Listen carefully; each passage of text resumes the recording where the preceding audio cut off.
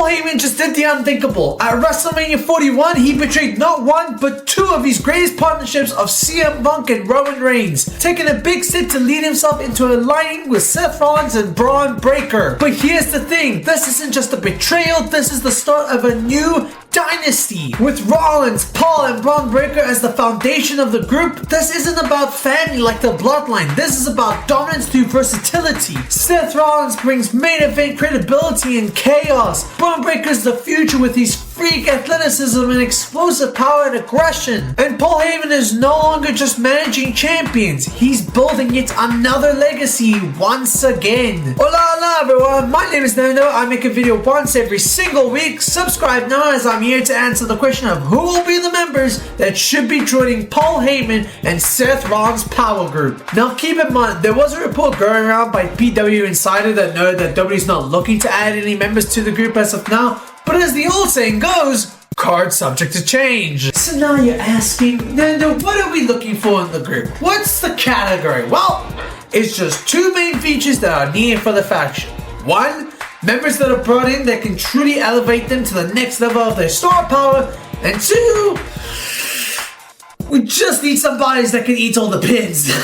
Because no matter what, every faction, no matter how dominant, needs a fall guy to eat all the pins because they need that babyface disadvantage against them. And having a group filled with guys that are too protective will severely put WWE in a corner and make them struggle on how they should book the group. Cool, now that we have that out of the way, let's get into who should join Paul Heyman's power group faction. First up is my first choice, the Bruiserweight Pete Dunne. And I know none of you saw that coming first. This man is violence in human form. He's got the snapping fingers, the stiff strikes, the sneering attitude, and under Paul Heyman, you unleash the real Pete Dunne. If given the opportunity, Pete Dunne can truly show himself to be a really great upper mid-carder. And it's crazy to think that this man has been in WWE for nearly a decade, and he's only 32 years old. That is an insane sentence to say. For a guy who's been in WWE for so long, he truly never got to where he was supposed to be. Yeah, he won the United Kingdom Championship, but that's not really remembered as his most memorable moments come from one, his most funniest debut against Enzo Amore, a moment where the crowd popped huge for Pete Dunne's music hitting,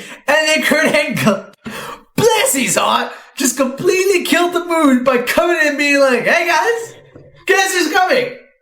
It's Pete Dunne! Like, yes, we could sing!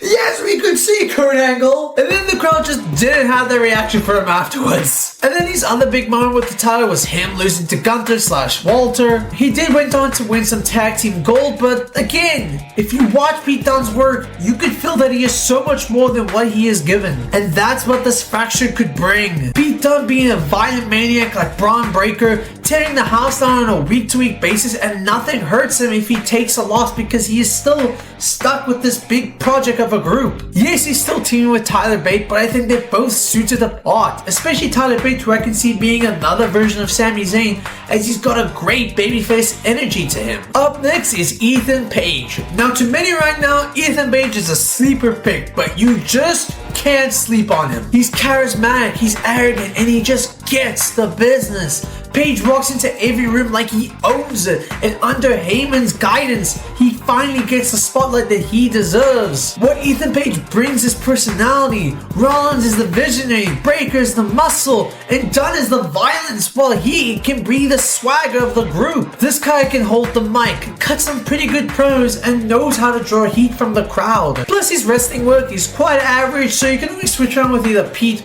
or Ethan to take the pins and whatnot, and just keep your main focus of Seth and Bron. But with Ethan Page currently having the best run of his career in NXT, I think it would bring such a good, serious, but comedic value when he involves himself with this group. And lastly, I gotta give it to the obvious guy to bring in. A man that will lead this group to the mountain of top factions like Evolution and the Bloodline. Let's bring in my boy, Akira Tozawa!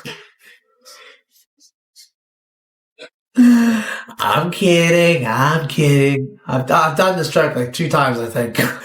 It's Carmelo Hayes! Carmelo Hayes doesn't miss, and neither does Paul Heyman when it comes to scouting talents. Melo is the most complete performance that WWE has right now. He's got the looks, the mic skills, the ring work, and a pass that makes him the most interesting pick for this faction. But WWE saw that and was like, hey, what if we just teamed in with The Miz. And before you get your pants up and ready or whatnot about The Miz's accomplishments or whatnot, WWE does not care about The Miz like that. So I do not believe that they see him as a veteran helping a young star out generally, because he loses all the time and is not taking it seriously. So that's why I don't believe that this partnership is really elevating Carmelo Hayes to where he needs to be. Like, this is your #1 draft pick on SmackDown. That's supposed to be a big freaking deal. That's supposed to be the fans' reassurance that great things are going to happen with such a star like Carmelo, but then just kept losing all the time. He did go on to win the Andre the Giant Memorial Battle Royal, so maybe the company still has hope in him, but Aleister Black beat The Miz on a recent episode of SmackDown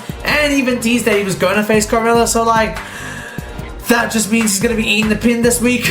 But let's not forget about the main point. Melo and Bron Breakker have a great history from their time in NXT. They started as the new young talent and future of WWE when NXT rebranded to being that rainbow colored show for some reason. Like, seriously, what was that? They were always headlining NXT pay-per-views. Both have faced and won against each other for the NXT champion and were locked in as one of NXT's most defining rivalries of that era. They were both framed as equals, so imagine the impact of Melo joining forces with Bron under Heyman's direction. It's not just shocking, it's poetic. Two of the best young stars in WWE right now, once at war, now united together under the oath of Paul Heyman and Seth frickin' Rollins. They'd be set for life. So those are my picks. Who do you think should join Paul Heyman and Seth's power group? Let me know down below in the comment section. I react and reply to everyone. Follow on the socials. Subscribe now as I make a video every single week. Goodbye, goodbye, goodbye.